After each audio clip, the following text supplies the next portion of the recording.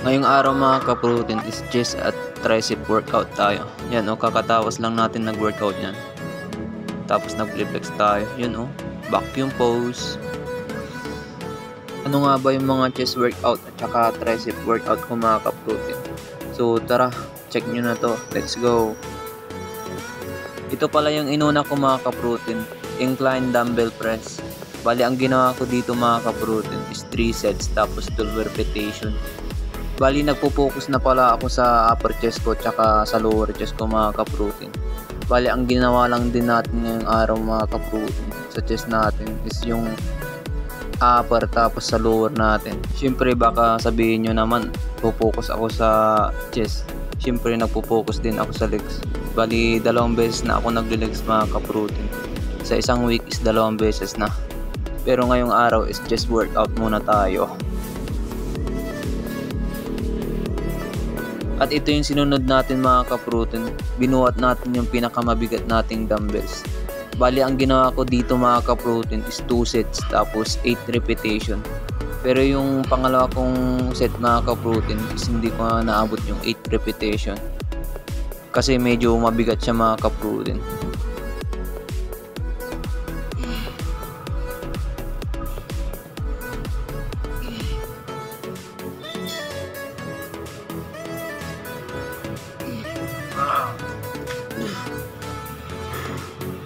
At ito na yung second set natin mga ka-protein. Ang ginawa ko dito is 6 repetition lang mga ka-protein. Kasi yun, medyo nahihirapan na ako mga ka-protein. Pero nakadalawang set naman tayo dito.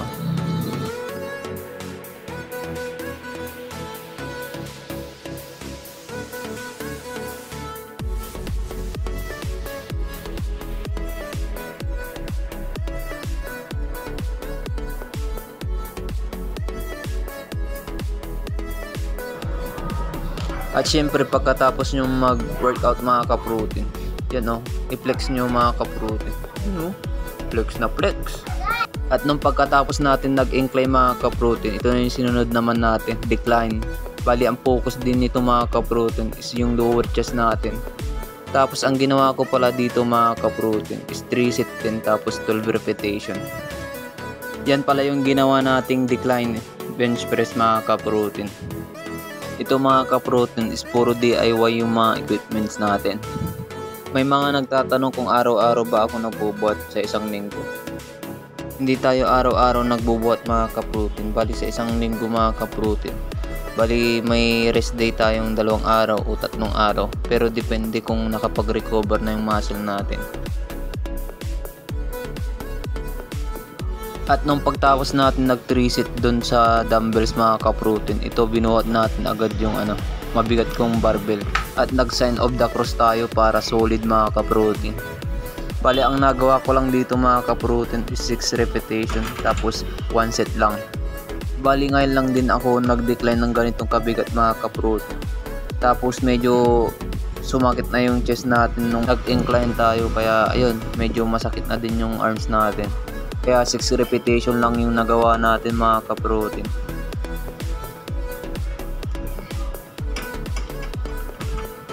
Nung pagtapos natin nag-heavy mga ka-protein is nag-decline pa tayo.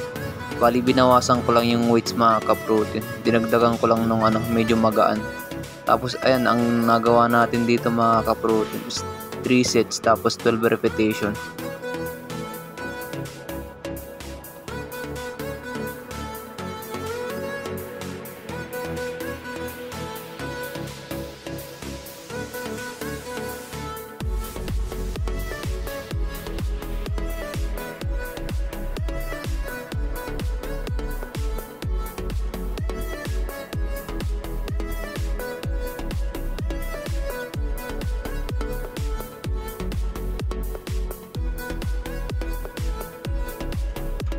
At nung pagtapos natin nag-chest workout mga ka-protein, ito, trainin natin din yung yung tricep natin mga ka-protein. Bali ayan, yung unang ginawa ko mga ka-protein, skull crusher. Ang ginawa ko dito mga ka-protein is 3 sets tapos 12 repetition.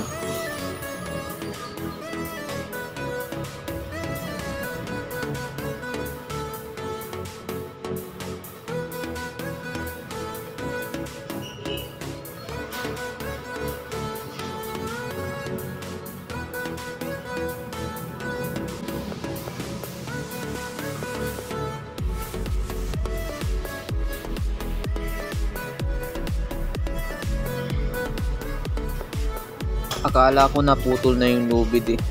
At ito yung sinunod natin mga ka-protein. Bali ang ginawa ko dito mga ka-protein is 3 sets tapos 12 repetition.